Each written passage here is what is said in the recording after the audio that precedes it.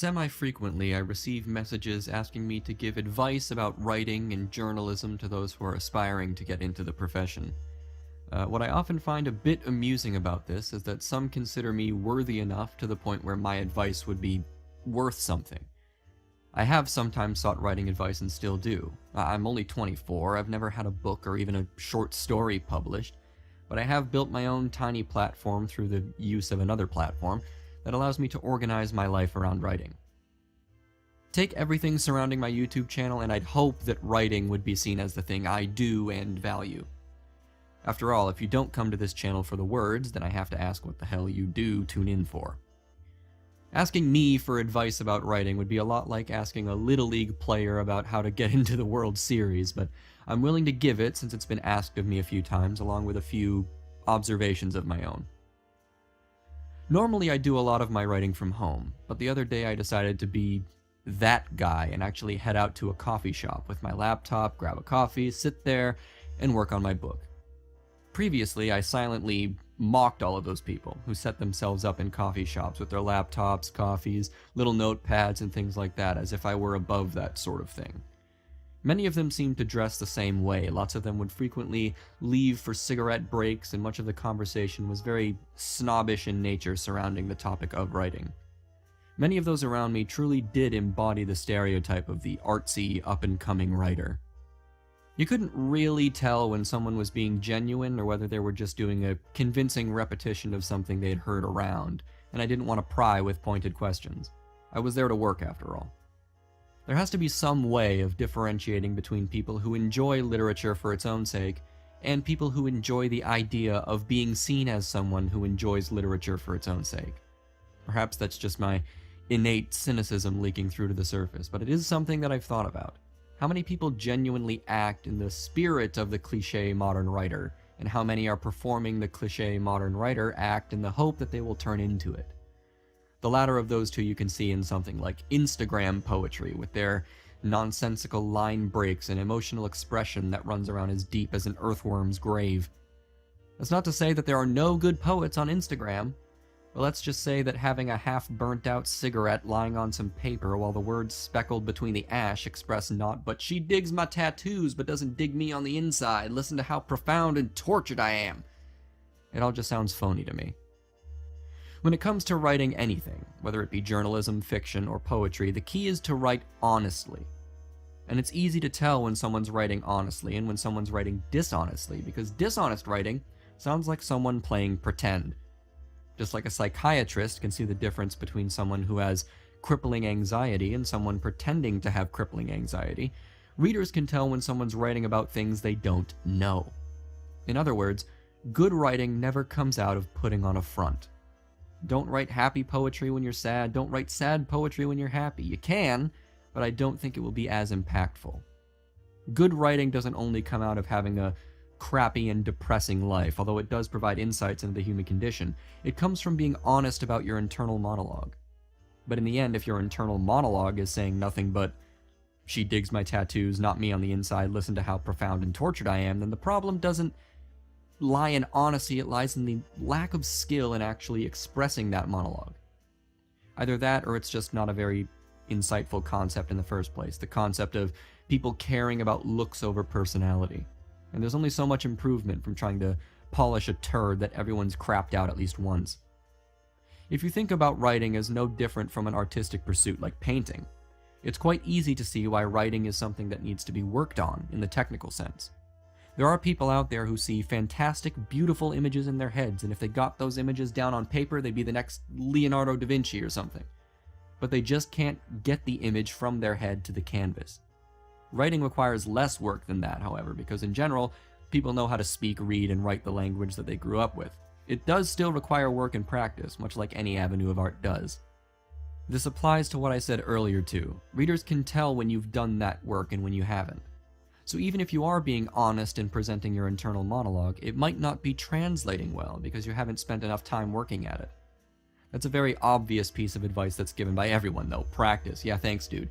Don't worry, I get it, but hey, it is something that's important. But let's practice something right now.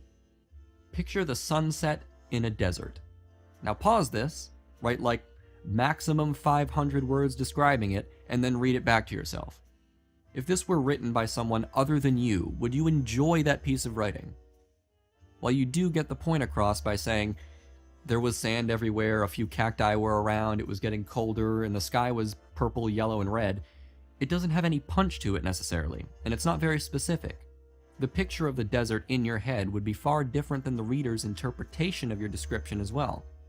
It's very difficult to try and give advice about art because all art is marinating in subjectivity, but I think we can all agree that there are ways to express that scene in a more memorable fashion.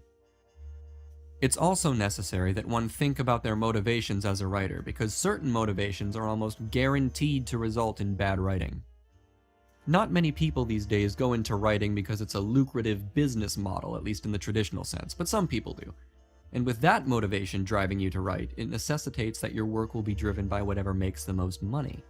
If trends show that people are starting to like sci-fi, you'll write a sci-fi book. If people start to swing back to mystery novels, then by golly, you'll swing back to mystery novels. It stops being about creating a good work of art when it comes to fiction, or even non-fiction, depending on what the most popular and profitable opinions are, and you start to morph into nothing but a conduit for pop culture, you know?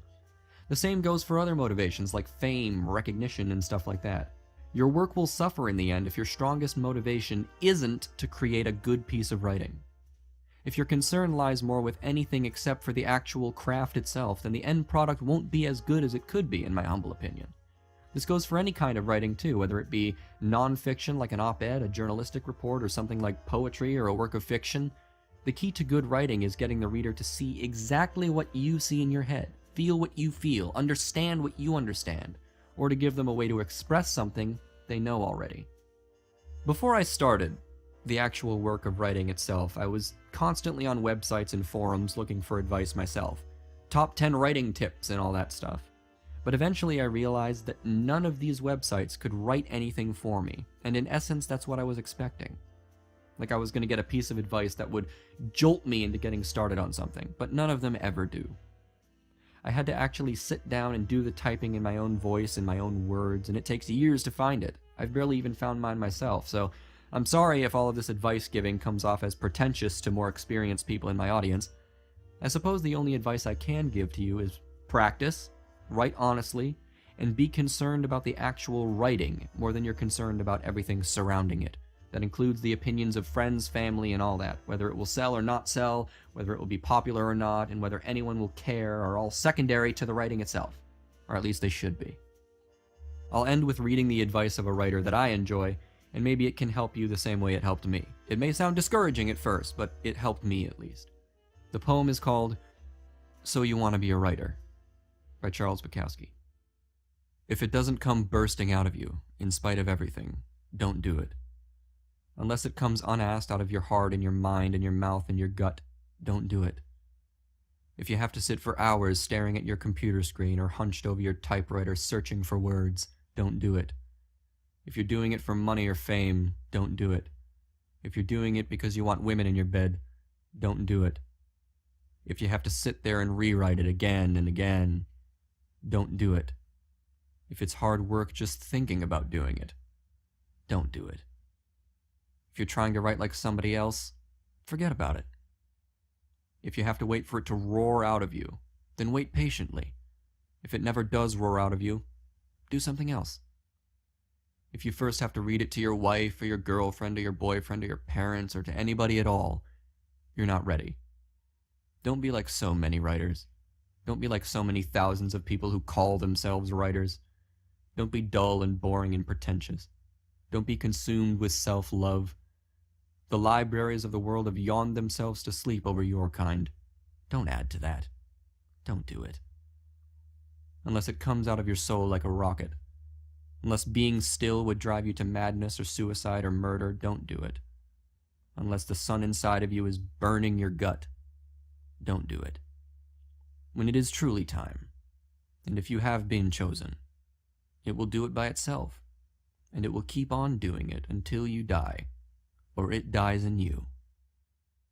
There is no other way, and there never was. Have a wonderful day.